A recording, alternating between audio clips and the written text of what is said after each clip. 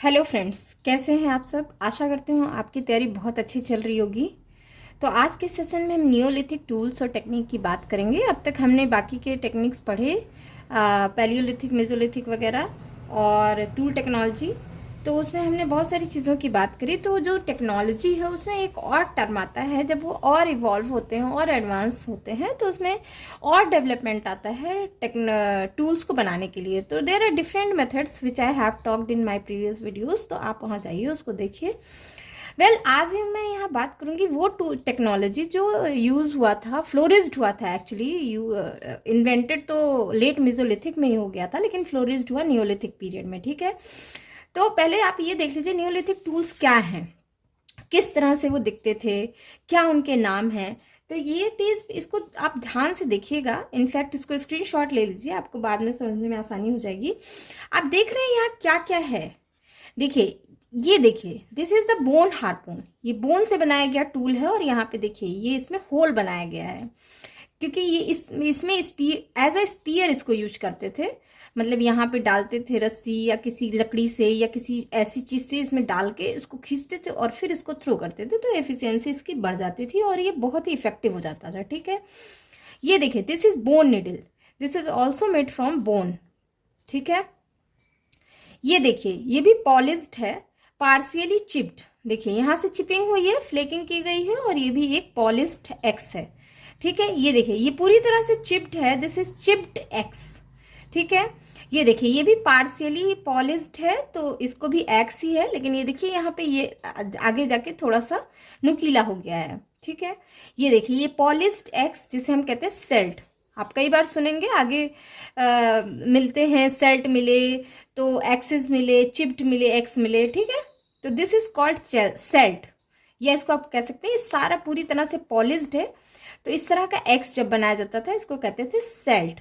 ठीक है, तो आगे से जब भी कभी बात हो कि सेल्ट पाया गया, ब्यूरिन पाई गई, ब्लेड पाई गई, तो आपको एकदम दिमाग में जाना चाहिए कि किस तरह हो सकता है। ठीक है, इससे एक चीज आपको आसानी रहेगी कि जब भी आप डिस्क्रिप्टिव आंसर करेंगे तो आपको फटाफट आंसर के ही टाइम ड्रॉ भी करके दिखा सकते हैं। ठीक है, बाकी दिमाग में तो रहेगा ही कि ये कुछ इस तरह से दिखता है। अब ये देखिए, ये स्टोन के बने हुए हैं। ठीक है, ये देखिए, वैरायटी ऑफ स्टोन, ये भी स्टोन के बने हैं, ये भी स्टोन। ये देखिए इस तरह, ये अगला हिस्सा, ये पिछला हिस्सा। देखिए, दिखाई दे रहा है, दिख रहा है, समझ आ रहा है। अच्छा, ये देखिए, ये सारे बोन्स या आप कह सकते हैं वुड के बने हुए हैं। ये देखिए, hammer stone, boat shaped axe, battle axe, see shape and size. तो all these are the neolithic tools. तो अब हम टेक्निक की बात कर लेते हैं कि ये कैसे प्रिपेयर किए गए। ठीक है, सी जो टेक्निक यूज की गई थी, जिससे इससे पहले हमने बात करी है वीडियोस में, उसमें different type of tool making technique है, तो उसको आप प्लीज़ गो थ्रू और फिर इस वीडियो तक आइएगा। इससे आपको एक सीक्वेंस में बातें समझने में आसानी रहेंगी। तो यहाँ जो टेक्निक डिस्कस की जा रही है वो है ग्राइंडिंग एंड पॉलिशिंग मेथड, जो मैं खुद अपने नोट्स बनाती हूँ, स्टूडेंट्स को बताती हूँ, डिस्कस करती हूँ और नोट्स भी एडिट करते रहती हूँ बाय द टाइम। ठीक है, तो नई नई चीज़ें उसमें डालते रहते हैं, और ये नोट्स आप वीडियो के दौरान स्क्रीनशॉट भी ले सकते हैं, या आप मुझे बार बार, एक बार दो बार सुनकर अपने भी नोट्स बना सकते हैं। ठीक है, एक तो ये बात हो गई। दूसरी बात ये है कि मैं जो नोट्स बनाती हूँ थोड़े पॉइंटेड होते हैं, वो हम टारगेट करके बनाते हैं for the UGC net JRF. ठीक है, एक तो पहली बात ये कि पॉइंटेड करके आप बनाते हैं तो आपको ऑब्जेक्टिव अलग से पढ़ने की जरूरत नहीं होती, आपको सारे फैक्ट्स पता चलते रहते हैं, और जब उससे मल्टीपल चॉइस क्वेश्चन में पूछा जाता है तो आप आसानी से बता सकते हैं। ठीक है, दूसरी बात, इसी आंसर को आप डिस्क्रिप्टिव वे में जब लिखेंगे तो आपको इवेल्युएशन जब होती है ना कॉपियों की, तो हमें भी मार्किंग करने में आसानी रहती है, हम अच्छे मार्क्स देते हैं। ठीक है, और आप वही बात घुमा घुमा के बार बार लिखते हैं और बहुत नैरेटिव वे से लिखते हैं, स्टोरी टेलर की तरह, तो वो साइंस के सब्जेक्ट जैसे एंथ्रोपोलॉजी हम साइंटिफिक वे से पढ़ते हैं, और जहाँ तक मेरा अपना खुद का ओपिनियन है, मैं इसे प्योर साइंस का सब्जेक्ट मानती हूँ। ठीक है, ये मैं ग्रेजुअली आने वाले दिनों में आपसे डिस्कस करूंगी कि मैं इसे ह्यूमैनिटीज में क्यों नहीं रखती, क्यों मैं इसे साइंस के सब्जेक्ट में रखती हूँ, ये मैं बताऊंगी। ठीक है, मैं और दूसरे और एंथ्रोपोलॉजिस्ट हैं जो इसे साइंस का सब्जेक्ट मानते हैं, ठीक है। तो साइंस का सब्जेक्ट होने की वजह से ये बहुत ही फैक्चुअल हो जाता है, और जब आप इस तरह से पॉइंटेड करके लिखते हैं तो एक ही बात रिपीट नहीं होगी, आप खुद नहीं रिपीट करेंगे। दूसरी बात ये कि जब मार्किंग होगी तो आपको मार्क्स बहुत अच्छे मिलेंगे, कम वर्ड्स में भी।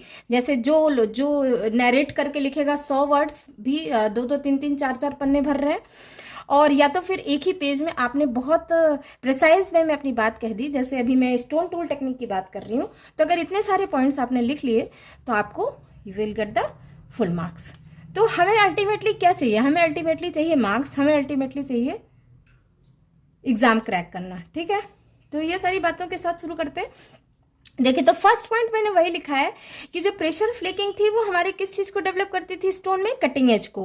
और ये मोस्टली कहा था, ये थोड़ा सा इतने इफेक्टिव नहीं रह गया। ग्रेजुअली जैसे कोई चीज हम यूज करते जाते तो हम समझते जाते हैं कि भाई इसको अगर ऐसे करेंगे ना तो शायद ज्यादा इफेक्टिव वे में होगा, ठीक है। तो यही बात इवोल्यूशन में हुआ, टेक्निक के भी इवोल्यूशन में या ह्यूमन इवोल्यूशन में भी, कि जो हमारे पास टेक्निक आई, सभ्यताएं विकसित होती रहीं, धीरे धीरे हमारे पास इफेक्टिव टूल्स टेक्निक हो गए, हम ज़्यादा अच्छे हंटर बन गए, हम ज़्यादा अच्छे गैदरर बन गए, हम ज़्यादा अच्छे शिकारी बन गए, आप कह सकते हैं। तो या ज़्यादा अच्छे क्या कह सकते हैं, वो जो कारखाने थे या इंडस्ट्रियलिस्ट बन गए, ठीक है, जहाँ टूल बनाया जाने लगा, जहाँ बहुत सारे लोग एक साथ बैठ के, उनका प्रोफेशन ही होता था वो टूल बनाते थे, और कुछ एक मेंबर होते थे उस सोसाइटी के जो सिर्फ हंटिंग करते थे। तो ये चीज़ें धीरे धीरे धीरे धीरे डेवलप होने लगी, ठीक है, ग्रेजुअली। और ऐसा नहीं था कि दिनों दिन हुआ, नहीं, इट टेक्स लॉन्ग टाइम। ऐसे नहीं हुआ जैसे अभी तेजी से डेवलपमेंट हो रहा है। मैंने ये प्रीवियस वीडियोस में भी बताया है कि एक तरफ चिपिंग करने के बाद दूसरी तरफ चिपिंग करने के लिए 50 से 100 साल लग गए, और शायद उससे भी ज्यादा। तो इस बात को ध्यान रखिएगा। नेक्स्ट बात है कि although the method of pressure flaking produced develop form of cutting edge sharp and refined, a smooth surfaced cutting edge was further required for an axe head और एज हेड। जैसे ये पेन है, तो अगर हम चाहते हैं कि बहुत पतला फाइन रहे और ये इससे अच्छे से लिखा जाए, तो हम क्या करेंगे? इसको बहुत पतला, आप देख रहे हैं यहाँ से तो हम लिख नहीं रहे हैं, हम इसको लिखने के लिए बहुत ही फाइन और पॉइंटेड बना दिए हैं, तो ये और अच्छे से लिखा रहा है। आपको याद होगा जो पहले फाउंटेन पेन चलता था, उसका जो निब का पार्ट होता था बहुत ही पतला होता था, ठीक है। तो अगर कभी टूट जाता तो बहुत चौड़े हो जाते थे लिखते थे, तो वो ज़्यादा इफेक्टिव नहीं होता। यही चीज़ टूल्स के साथ भी हुआ कि धीरे धीरे पीपल रियलाइज कि जो सरफेस था उसे और ज़्यादा इफेक्टिव, उसे और ज़्यादा पॉलिश करेंगे तो वो और ज़्यादा अच्छे से काम करेगा। तो यही बात यहाँ पे लिखी गई है, such an edge was proved effective in wood carving. अच्छा, जब वुड के टूल्स बनाते थे तो वुड को जब फिनिशिंग देते थे तो वो हमें ज़्यादा इफेक्टिव लगता था, वो ज़्यादा अच्छे से, ये जो फिनिशिंग थी ये हमारे वुड वाले टूल पे ज़्यादा इफेक्टिव वे में काम करती थी, बोन्स के टूल पे ज़्यादा इफेक्टिव वे में काम करती थी, ठीक है। Specially for making of boats and dwellings, अगर हम बोट्स बनाते थे या हम घर बनाते थे, लकड़ी के छोटे छोटे हट्स बनाते थे, तो वहाँ पे ये टेक्निक बहुत इफेक्टिव थी। Therefore to meet this demand the method of grinding and polishing made its appearance. इस तरह से जो ग्राइंडिंग एंड पॉलिशिंग की टेक्निक हुई ये आई लाइमलाइट में, ठीक है, इसे हम खोज पाए। नेक्स्ट पॉइंट है the grounded as well as polished axes, edges and chisel brought revolution in tool making, ठीक है। This new technology was invented in late Mesolithic, यहाँ मैंने Mesolithic लिखा है लेकिन late Mesolithic में इन्वेंट हुआ, but flourished in Neolithic stage, ठीक है। The finer grained igneous rock जैसे basalt, एपिडियोराइट जिसे हम ग्रीन स्टोन भी कहते हैं, was found more suitable for grinding and polishing them as flint. Flint मतलब कोई ऐसा टूल जो हम फेंक के मार सके या बहुत इफेक्टिव वे में वो मतलब वो पॉइंटेड होता है, स्पीयर शेप का होता है, ठीक है, दैट इज कॉल्ड फ्लिंट। तो इस पर्पस के लिए दो चीजें बहुत इंपॉर्टेंट थी, बेसाल्ट और ग्रीन स्टोन, ठीक है।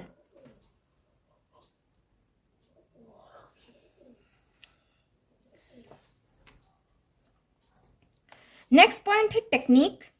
ए flake is to be taken out at first by percussion method, ठीक है, पहले परकशन मेथड किया और फ्लेकिंग कर ली। इसके बाद next to that The whole surface and especially the cutting edge has to be rubbed on a large slab of wet sandstone or some other hard rock like granite, quartzite, etc.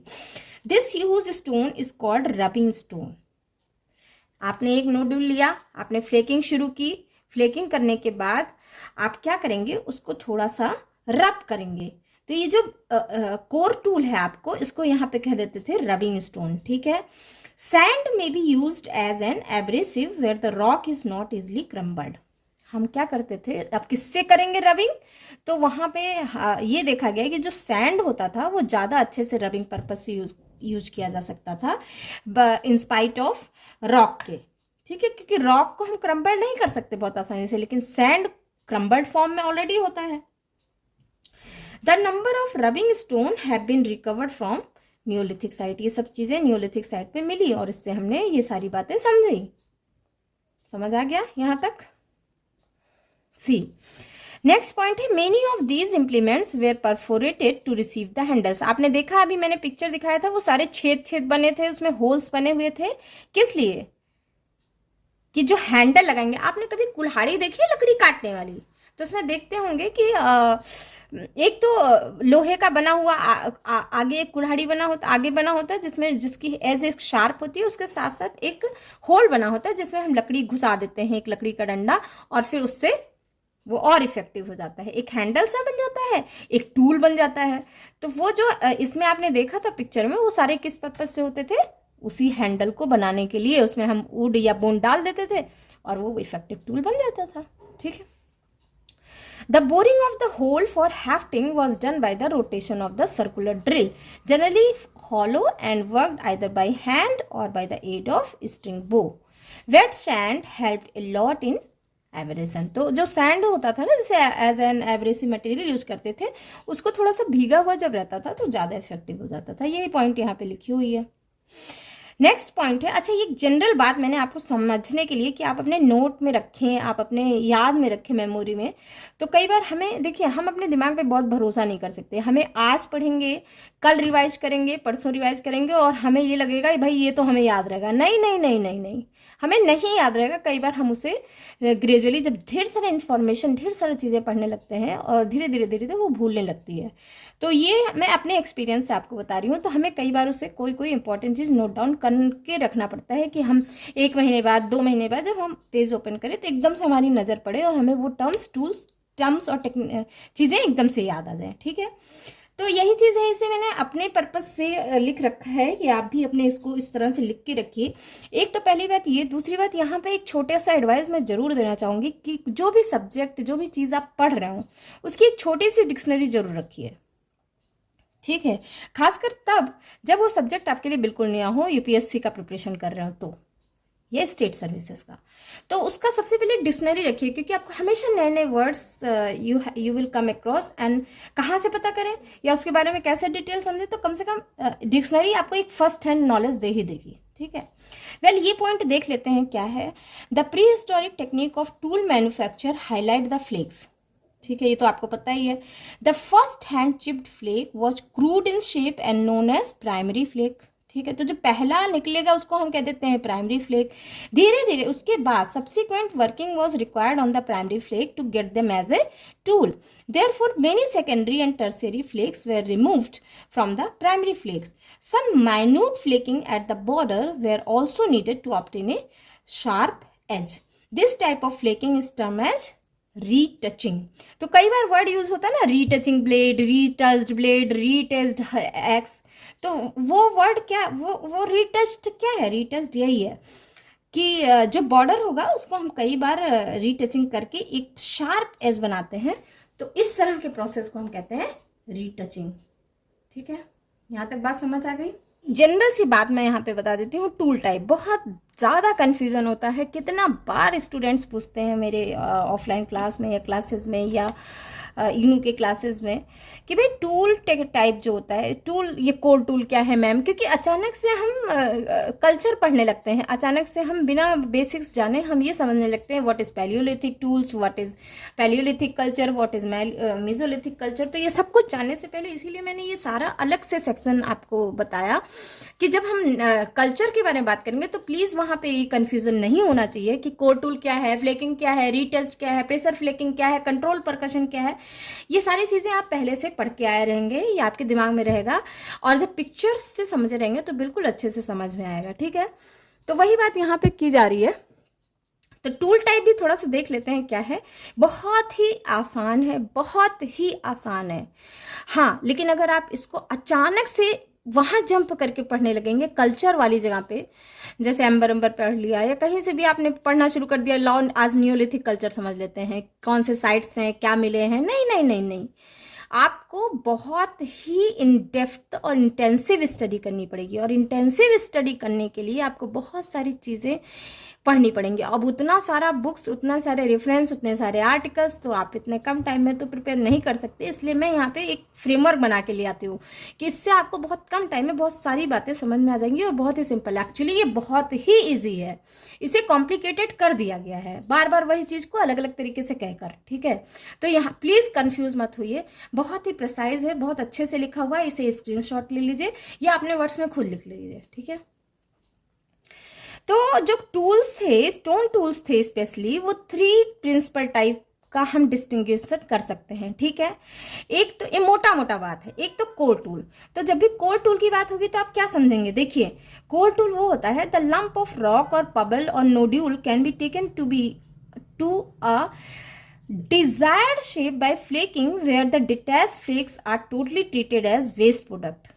एक पत्थर हमने उठाया और उसको सोच कर उठाया कि ये थोड़ा सा क्या है, टूल टाइप का है, मतलब इसका एक एज कॉर्नर का है या इसमें पहले से थोड़ा सा शार्प एज है, तो हमें इसमें क्या करनी है, थोड़ी सी फ्लेकिंग कर देंगे और ये जो पत्थर हमने लिया है ये हमारा बन जाएगा एक टूल। तो उस चीज को हम क्या कहते हैं, कोर टूल। राइट, समझ आ गया। So the nodules or pebbles after elimination of flake become the tool. Such type of tools is known as core tool। अब देखिए, कोर टूल भी 2 तरह के हम कह सकते हैं। पहला तो सिंगल एज्ड कोर टूल, ये सारी बातें मैंने आपको बताई हैं। Bifacial core tool, single edge, नाम से ही समझ आ रहा है कि एक तरफ का जो एज होगा, एक तरफ के किनारे को हम फ्लेकिंग किए रहेंगे। अच्छा, ये पेबल्स पे बने होते हैं। Primary flaking are found on one side only. अच्छा, अगर प्राइमरी फ्लेकिंग वन साइड पे है तो हम क्या कह देते हैं, चॉपर। तो आगे से अगर हम चॉपर की बात करेंगे तो चॉपर क्या है, chopper is a core tool and flaking on the only one side. ठीक है, तो chopper is a core tool and flaking is on the one side only. समझ में आ गया।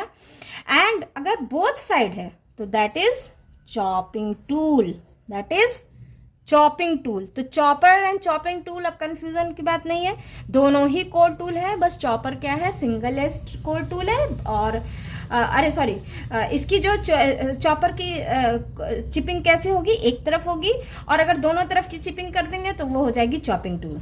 समझ आ गया। अब दूसरा है बाइफेशियल कोर टूल। इसमें क्या होता है, shows all round flaking around the periphery. जैसे कि ये मान लीजिए एक पबल है या लंप है या स्टोन है। ठीक है, इसका एक कॉर्नर पकड़ते हैं और कॉर्नर पे इस तरह से फ्लेकिंग करते जाते हैं, घुमा घुमा के, या इस तरह से कि इसका एक नुकीला साइड बन जाता है, पूरा एक तरफ का साइड बिल्कुल नुकीला बन गया। ठीक है, तो इस तरह की फ्लेकिंग हमने क्या की, फ्लेकिंग हमने चारों तरफ की। ऐसा नहीं किया कि एक तरफ का साइड का पूरा कर लिया, जैसे अभी पहले मैंने बताया था सिंगल एज, वो नहीं, बाईफेशियल। ठीक है, they usually have 2 faces and a zig zag margin. अब जब ऐसे करेंगे तो जिग जैग मार्जिन आएगी ही। This special zig zag margin और cutting edge is developed by the intersection of the flake scars that arise from both the faces of the nodule, जैसे hand axe. समझ आ गया। ठीक है, कोई भी गूगल में सर्च करिए हैंड एक्स और देखिए वो किस तरह बना हुआ है। क्या जिगजैग सरफेस है? तो अगर जिगजैग सरफेस है तो उसका मतलब फ्लेकिंग कैसे की गई। एक तो पहली बात ये बाईफेशियल कोर टूल है, दूसरी बात ये हैंड एक्स है। समझ में आ गया। आप कंफ्यूजन नहीं होगा कि क्या है चॉपर, क्या है चॉपिंग टूल, क्या है हैंड एक्स। चलो नेक्स्ट है flake tool. In case of core tool,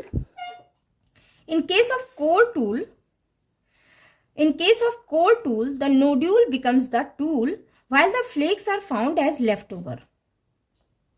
ठीक है, alternately when these waste piece of, यहाँ आपको फ्लेकिंग क्या थी, फ्लेक तो वेस्ट मटेरियल हो गया था, लेकिन वही वेस्ट मटेरियल अगर हम यूजफुल बना लें तो वो हो जाता है फ्लेक टूल्स। समझ आ गई, सीधी सी बात। नेक्स्ट है blade tool. Blade tools are very well made flakes. यही जो फ्लेक थे इसी को थोड़ा सा और डेवलप कर देते हैं, तो हम इसको कहते हैं ब्लेड टूल्स। ठीक है। Since these flakes are detach from specially prepared core, uniformly long parallel sided flakes came out. एक पत्थर लिया, फ्लेकिंग करनी शुरू की, फ्लेकिंग करनी शुरू कर दी, ऐसे कर दिया कि बहुत ही एक स्मूथ सा सरफेस डेवलप हो गया, और फिर हमने एक जगह लाके उसको तोड़ दिया, तो ये जो टूटा तो ये बन गया एक फ्लेक, बाकी ये कोर अलग हो गया। लेकिन ये फ्लेक कुछ इस स्टाइल से डेवलप हुआ है कि बहुत इफेक्टिव टूल की तरह काम कर सकता है, that is called blade tool. अब ब्लेड टूल थोड़ा सा यहाँ एक और पॉइंट जान लीजिए, normally they are thin and relatively long. Google पे ढूंढिएगा ब्लेड टूल, बहुत सारे दिखेंगे, तो जो उसका कैरेक्टर है वो मैं बता देती हूँ। Normally they are thin and relatively long. Length and breadth का रेशियो हमेशा 2:1 रहेगा, यानी length is double than breadth. ठीक है। लंबाई हमेशा चौड़ाई से दोगुनी रहेगी। Such blade tools are always produce from specially prepared core either by direct percussion और इनडायरेक्ट परकशन मेथड। ये दोनों, ये सारे मेथड्स मैं प्रीवियस वीडियोस में बात कर चुकी हूँ। प्लीज गो थ्रू दैट, और वहां जाइए, उसको देखिए और समझने की कोशिश करिए। अगर नहीं समझ में आता है तो मुझे कमेंट बॉक्स में लिखिए, मैं दोबारा से इसको कोशिश करूंगी और डिटेल और अच्छे से आपको समझाने की। ठीक है। तो that is all for today's discussion. Thank you for listening. Bye bye.